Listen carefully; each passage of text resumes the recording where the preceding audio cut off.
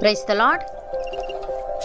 ఈరోజు దేవుని వాగ్దానము, అపవాది మొదటి నుండి పాపము చేయుచున్నాడు గనుక పాపము చేయువాడు అపవాది సంబంధి.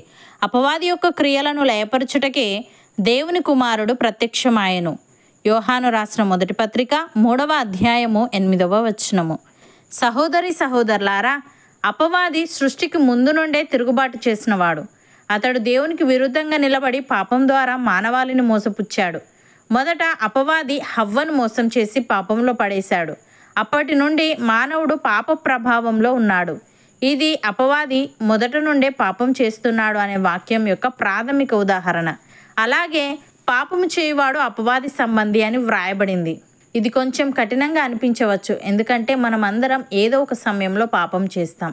అయితే ఇక్కడ పాపం చేయడం అనేది ఒకసారి తప్పు చేయడం గురించి కాదు. పదే పదే ఇష్టపడి మారుదామనే ఆలోచన లేకుండా పాపంలో జీవించడాన్ని ఇది సూచిస్తుంది. ఎవరైనా నిరంతరంగా పాపంలో జీవిస్తే మార్పు చెందాలనే ప్రయత్నం లేకుండా పాపాన్ని సహజంగా తాను ఎంచుకున్న మార్గంలో చూసుకుంటే అటు వ్యక్తి దేవుని వైపు కాదు, అపవాది వైపు ఉన్నట్లే.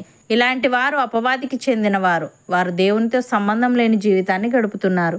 అయితే అపవాది యొక్క క్రియలను లయపరచుటకే దేవుని కుమారుడు ప్రత్యక్షమాయనని వ్రాయబడింది. ఇది మనందరికీ ఒక గొప్ప శుభవార్త. యేసుక్రీస్తు ఈ లోకానికి వచ్చింది అపవాది క్రియలను లయపరచడానికి. ఆయన శరీరధారిగా మనలాంటి మానవుడై మనతో నివసించాడు. శిలువ మీద మరణించి పాపానికి మూలంగా ఉన్న శక్తిని, అపవాదిని ఓడించాడు. పునరుత్థానం ద్వారా మరణంపై గెలిచాడు.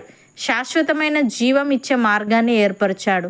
ప్రియులారా, మనిషి జీవితాన్ని పూర్తిగా మార్చగల శక్తి యేసు ప్రభు వద్ద ఉంది. ఆయన మన హృదయాన్ని శుద్ధి చేసి అపవాది ప్రభావం నుంచి సంపూర్తిగా విముక్తిని ఇవ్వగలడు.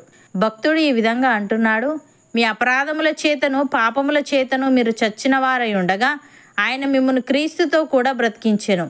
మీరు వాటిని చేయిచు వాయుమండల సంబంధమైన అధిపతిని, అనగా అవిధేయులైన వారిని ఇప్పుడు ప్రేరేపించు శక్తికి అధిపతిని అనుసరించి ఈ ప్రపంచ ధర్మము చొప్పున మునుపు నడుచుకుంటారు.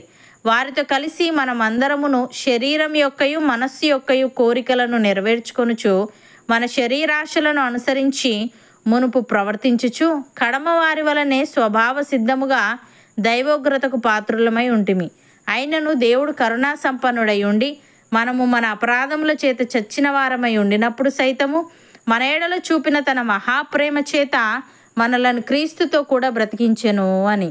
సహోదరి సహోదరులారా, ఇప్పుడు మనము దేవుని పిల్లలమై ఉన్నాము. మనం ఇక ఏమవుదుమో అది ఇంకా ప్రత్యక్షపరచబడలేదు, కానీ ఆయన ప్రత్యక్షమైనప్పుడు ఆయన ఉన్నట్లుగానే ఆయనను చూతుము గనుక ఆయనను పోలి ఉందుమని ఎరుగుదుము.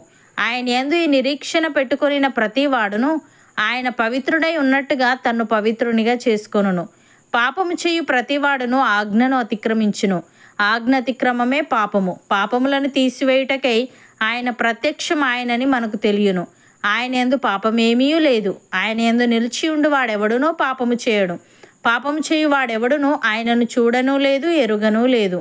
అవును అన్నవారు నాతో పాటు ప్రార్థనలో ఏకీభవించండి. పరిశుద్ధుడా, ప్రేమగల తండ్రి, అపవాది మొదట నుండి పాపము చేయుచున్నాడు గనుక పాపము చేయువాడు అపవాది సంబంధి అని, అపవాది యొక్క క్రియలను లయపరచుటకే దేవుని కుమారుడు ప్రత్యక్షమాయనని నీవు తెలియజేశావు. తను నీకు స్తుతులు.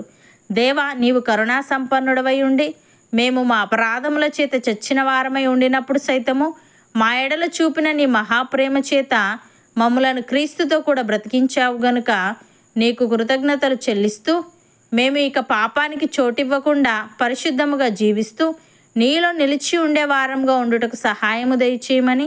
మేమిక ఏమవుదుమో అది ఇంకా ప్రత్యక్షపరచబడలేదు, కానీ నీవు ప్రత్యక్షమైనప్పుడు నీవు ఉన్నట్లుగానే నిన్ను చూతుము గనుక నిన్ను పోలి ఉందుమని ఎరుగుదుము గనుక నీ అందు ఈ నిరీక్షణ పెట్టుకొనిన మేము నీవు పవిత్రుడవై ఉన్నట్టుగా మమ్మును మేము పవిత్రము చేసుకునే వారంగా ఉండుటకు కృపచూపమని, అపవాది ప్రభావం నుంచి మాలో ప్రతి ఒక్కరిని సంపూర్తిగా నీవే విడిపించమని యేసుక్రీస్తు నామమున ప్రార్థిస్తున్నాము తండ్రి. ఆమెన్.